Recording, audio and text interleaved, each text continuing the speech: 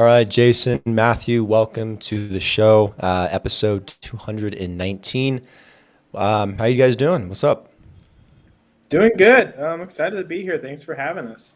Yeah, it's a pleasure to be here. Yeah, it's a pleasure to have you guys on. Before we jump in and start talking about GameFi, tell me a little bit more about yourselves. What's your experience like? Your story? How'd you kind of get into the space and to where you guys are now? Yeah, for sure. So currently I'm a marketing manager for GameFi AG. I actually started getting into crypto back in like 2011, 2012 when my friend introduced me to Bitcoin back when it was super Mhm. cheap. And it was funny because I was like, I don't understand it. I don't get it. A couple years later, he was making a lot of money, obviously. And Mhm. that's what got me to start looking into it more, get more invested, start developing my own stuff on the blockchain. And so I just kind of took off from there in that sense and been doing crypto since then. Nice. Yeah, similar story here. I got started into mining, primarily, and then as that seemed to do pretty well, I got more interested in it and this idea of like decentralized money, and just kind of got me interested in decentralized everything. Started looking into smart contracts and just all the capabilities now with like NFTs and just contract integrations into the general internet landscape is pretty exciting, and there's a lot of new stuff that are going on. So Yeah, there's so much new stuff going on all the time. It's impossible to keep up with any of it. Do you guys feel like it was your guys' experiences that got you really excited about being in this space, or more or less the concept of what blockchain can do and where it can take us? For me specifically, it was what's the possibilities of the blocks, like block space, crypto space in general. What can be accomplished with it was really enticing. And then just seeing that world open up the more and more we delve into it and explore it, it's just phenomenal just to see the potential that we have available to everybody in general. It's really cool. yeah, I think for me initially I was just kind of exciting. It's like this new shiny thing, and I've always kind of been into power of the people and the little guy and stuff, and that whole catchphrase there at the beginning was what compelled me. And then I like with the mining and stuff, I kind of started being like, what is this? And like in 2013 and 14, I really kind of started to try and understand the code of what was happening and why it was actually really starting to take off. And all these clones were starting to come out then, like Litecoin, Namecoin, like all these early ones. And, it just kind of exploded from there. And I think what's really kept me captivated is just how many different ways blockchain technology and more specifically like the ability to track digital assets on a grander scale, and in really the data that brings is compelling in making our world more efficient. Nice. How did you guys transition all of that and what you guys were interested in doing and having experience with into with GameFi? What is GameFi? How does it work, and what's it all about? Yeah, so for me specifically, I actually used to own my own marketing firm. I actually ended up selling it and to a competing company. I was in their Mhm. territory technically, so they bought me out. But I used to do marketing a lot, and I still work in somewhat marketing. And I was able to approach GameFi and just like, hey, do you guys need a marketer? And let me show you what I could do. And that kind of branched out. I'm really technical, so I like reading all the fine print that nobody else reads. So going through Facebook, Google's fine print on how to advertise cryptocurrencies. I like reading that, knowing about it, and then I can use that to where we can still advertise. Um, GameFi company is called GameFi AG. It's out of Switzerland. Basically, it's a corporation that wants to gamification. Like how would you pronounce that? Like it's just GameFi? yeah. It's like yeah. GameFi is the idea of just making financing and gaming combined. So Hmm. interactive finances, I guess, is the Got it. best way to say it. Got it. GameFi, like game finance. That makes sense. Yeah, Yeah, exactly. and I think for me too, like really the whole gaming part too, we're trying to expand it into this more of like a not just an identity and a brand for us, but a way to get people excited about the different crypto venues. Like with our NFT platform, the Craft.io, we're building ways that people can interact with it. Where there's a little bit of a game aspect. We got puzzle pages, and different NFTs are going to unlock different parts of the site. And then we also have on the token side, we've got some game aspects we're trying to build in, and we're trying to make it more exciting because we think, the more that people find a topic exciting, the more they're going to learn about it and be interested in it. And that is going to bring this emergent technology onto the minds of people and just help everything grow. What are some of those aspects you guys are trying to build in? It could be with tokens or NFTs, or what are you guys doing specifically that you're building in? So, kind of quick overview without getting too much into like the tokenomics of it, because it's a lot. Hmm. We have the tokenomic side, which we will have 3 tokens total. We have one out already, and you will be able to evolve like Pika, which is our base coin, to the second tier coin called Metra. You'll be able to evolve it at a ratio, like a locked ratio. So regardless of the price tag, you can still evolve it. And then on top of that, you'll be able to evolve our second token, Metra, to the third token, which is called Kai, at a blocked ratio. So basically, each token's connected to an asset, and those assets move the price up and down. So that means that people can come in and invest in Pika or Metra or Kai. But let's say you buy Pika and then Metra is doing really well, you're going to want to evolve it to Metra to get the benefits of that cash, so you get more money out of it. You can't go backwards in evolutions, so that makes it where you need to figure out which one you want to stick to. So that's like the very basis of our tokenomic side.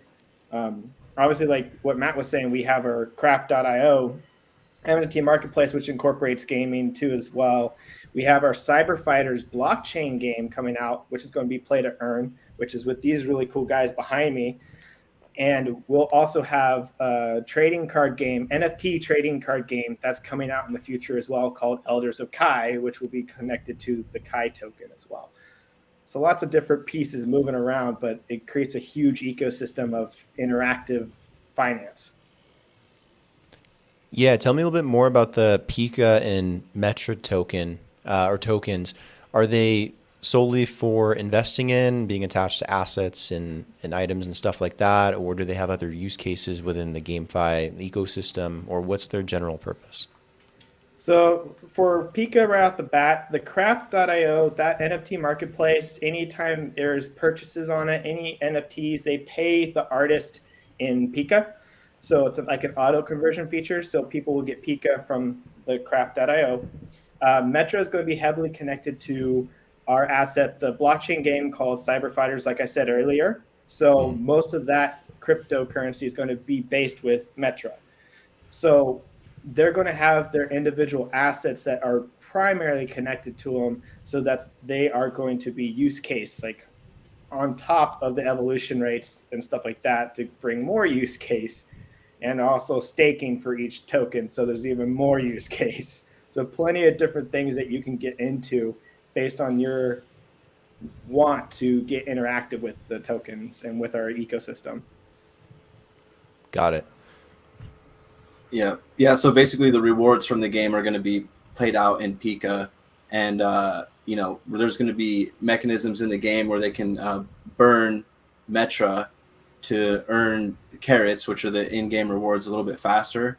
So we're kind of creating these feedback loops for people that are good at the game to earn more by playing it, and then also like there's a reward system that the players get by playing the game, and then there's also a reward system that's actually built into the NFTs, which are the characters that the players play the game with. And that is basically there's generals, and then there's people in his army underneath him, and they have different rarities, and based on their rarity, they pay out different percentages, almost like a royalty to the general's owner.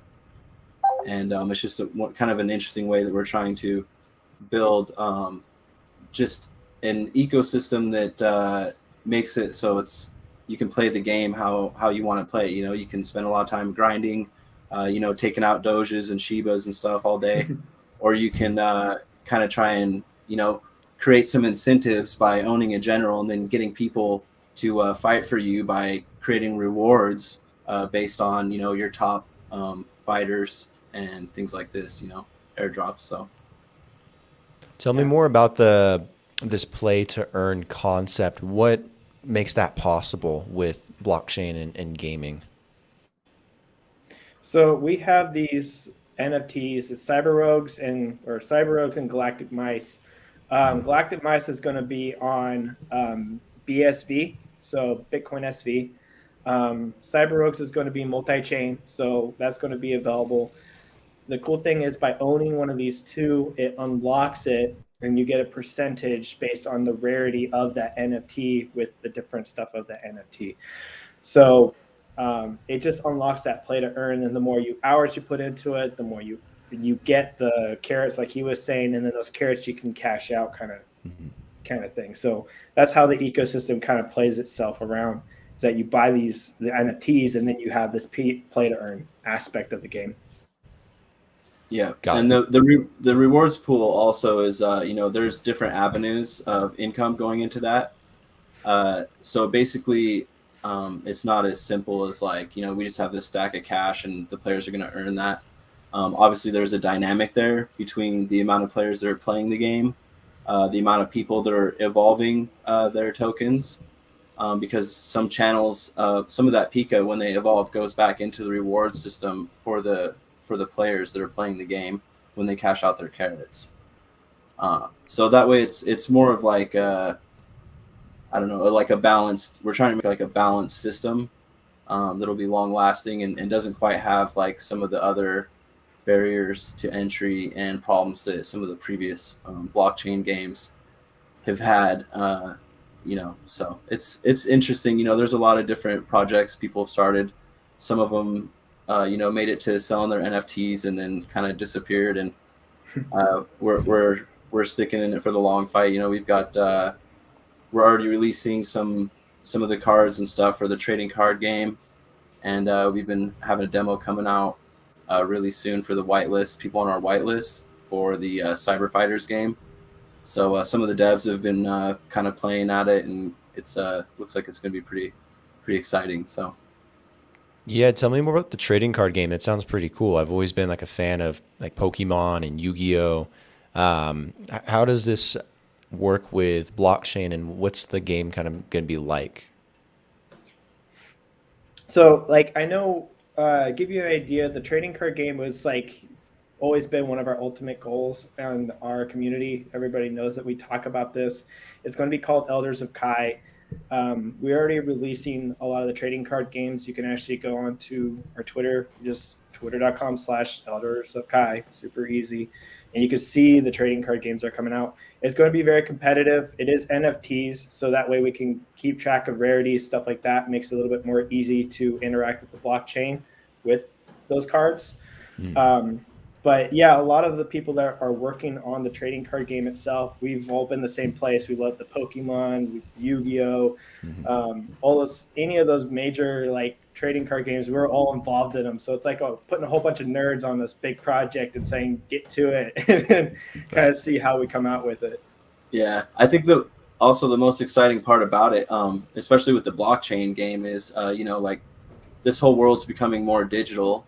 And one thing I think that humanity in general is kind of strive for is to keep things kind of balanced, and with the way that the blockchain works, there's a lot more opportunity there for the players to own part of the game and to actually own their assets instead of just being like a number in Blizzard's server or whatever game they're playing. They can actually have a true ownership of their items, their cards, and the tokens. Therefore, it's pretty exciting.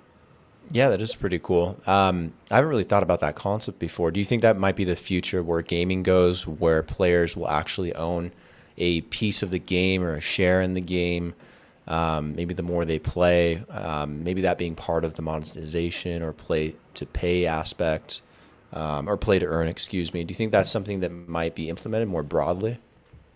I think so. Like the pay to play became popular like a decade or so ago, and I think this is kind of like the gamers' response to that, because it just kept encroaching more and more. And I think that also there's some more opportunities here that gaming studios are going to be, and possibly already are, taking advantage of, is items being able to be used in multiple games, and the blockchain just makes that item's authenticity can be verified fast enough that they can actually use it in a game. And that there's some interesting things in the future I think we're going to see with that too. So Another question. Do you guys have a marketplace where people are able to trade these NFTs and tokens or in-game items, things like that? Or do you guys leverage other popular marketplaces like OpenSea or Mintable or something like that? Or how does it work for you guys? So we do have our own marketplace. It's called thecraft.io. And we touched on it a little bit earlier. The craft.io is NFT marketplace for anybody to go in, just kind of like OpenSea, where you go in, you can make your own NFTs. A lot of our projects are going to be integrated in there. So like Cyber Rogues, Galactic Maestro are going to be on there. The beauty with the craft that makes it competitive is that we have things in place like lazy minting, which that just means that when you upload an NFT, you don't have to pay any price up front. The person that buys the NFT mints it, so they don't. So as an artist, it makes it to where you don't have to pay stuff up front to create an NFT. Instant royalties, that's something that I don't think any other marketplace is really doing, where like you get instant royalties. That's really big because that means you get paid out as it sells and as it moves. There's even you can even upload MP3s, videos, GIFs, like pictures. Like we have a lot of different availability for creating NFTs on that platform. And then the best part about it is that it is cross-chain. So cross-chain platform. So it's going to be using different chains and then connecting those. And we're going to be later on this year, I think it is, we'll have a system in place to where the person minting the NFT can pick which blockchain they are getting their NFT on. So it gives a little bit more freedom to be like, I want it minted here or minted here, rather than just saying it's it's ETH, good luck, gives you a little bit more freedom. Is all of this built on Ethereum, or have you guys explored using another blockchain? I know Solana's really popular for gaming. I know Cosmos is getting really popular. Have you guys looked at that, or are you guys pretty much built on Ethereum and sticking there? Well, for the cyber fighters is multi-chain. So we have Ethereum and Polygon. Our whole ecosystem is also being built on the Polygon network, so you can acquire Pika with Matic. And then also we're in talks and going to be releasing. We haven't isolated which wallet or NFT platform, because we're going to be releasing on the BSV chain. But once we get that, we're gonna be announcing it. I think it's going to be pretty big. We don't have the ability right now to create the craft in a way that we can use that complex of a cross-chain compatibility. Obviously, staying within the ERC20 realm on Ethereum. With like Polygon and some of these other tokens, it's something that's a little more doable with cross-chain compatibility.